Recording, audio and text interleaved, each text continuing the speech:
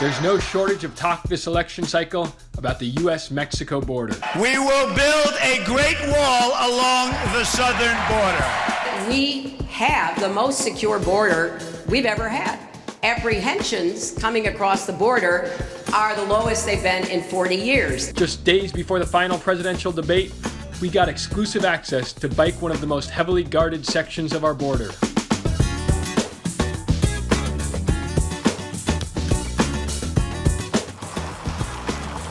Here we are between Mexico and the United States. Fences on both sides. We're going to talk to Border Patrol. How's it going, Agent Nielsen? Good. Thanks for showing me the border here. Yes, sir. And what, we got Mexico right over there? That's Tijuana? Yeah, right on the other side of our primary fence is Mexico. And this is our secondary fence. We have about 13 miles of secondary fence. You can see there's a lot of cuts in it. Criminal organizations will cut holes in the fence and then send groups of people through them. Well, let's check these out then. Yeah. So it's right here, these big old squares and yeah, slices. You can see a lot of these squares. These are our patches. And they'll make these cuts right here. And then kind of just kick it through? Bend it down, yeah. They'll bend it down so that the group can kind of make their way through the gap. Then they have to make their way north to a pickup site.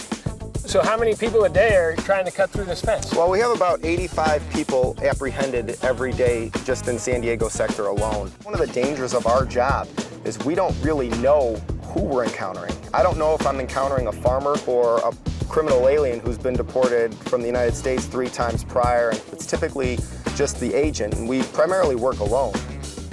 We're out here doing our job 24 hours a day, 7 days a week. When it comes to politics, once you go out to your area that you're working out here in the field, it's just about protecting the area that you're working that day and making sure that you go home safe at night. Next, we went to see what it's like to cross this border legally at San Ysidro.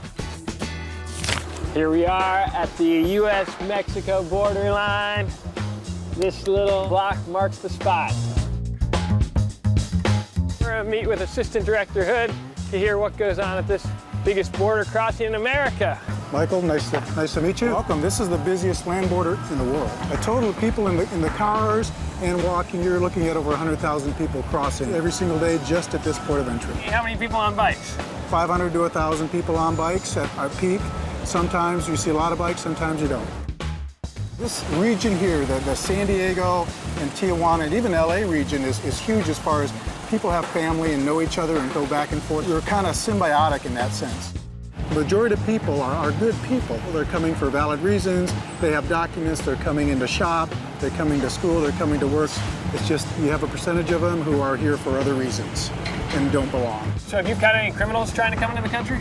Yes, we've caught people who are very bad, people who've committed murders, things like that. People who are on the FBI's most wanted list we've caught as well. So some of the bad guys, for whatever reason, they leave the country, go south, and eventually they come back through us and we catch them. So most of the criminals trying to get back into the country are American criminals, not Mexican. That's correct. Wow, that's kind of surprising. Yep. We're looking for people who don't belong in this country, who don't have documents to come into the country. People are being smuggled. We're looking for all kinds of narcotics being smuggled into the country. So we're looking for anything that doesn't belong. Anywhere from 5 to 12 narcotic seizures occur in a 24-hour period. We're also looking at 150 aliens who are inadmissible per day, whether they don't have documents, whether they have fraudulent documents. Whatever it is, they don't have the proper documents to enter the USA. We have roving teams who are out in this traffic here. They're walking around with K9 teams, screening, sniffing vehicles for narcotics. We're looking for signs of nervousness. We're looking for anything that doesn't fit. You know, people say it's intuition, but it's not intuition. It's the knowledge and the skills of years of experience, knowing what should be and knowing what shouldn't be crossing this border. This is, I think, the most fun job in the world. Why do you think it's so fun? It's like hunting. It's trying to find things. Hide and seek. You know, people are hiding from you, and they're hiding things from you, and you're trying to find it. It's a challenge. And you're confident you guys are able to do the job, protect this entry point? We're confident. We're here. We're doing it. We're getting it done. While the car line can take up to 4 hours, pedestrian line and bicycles, less than 30 minutes.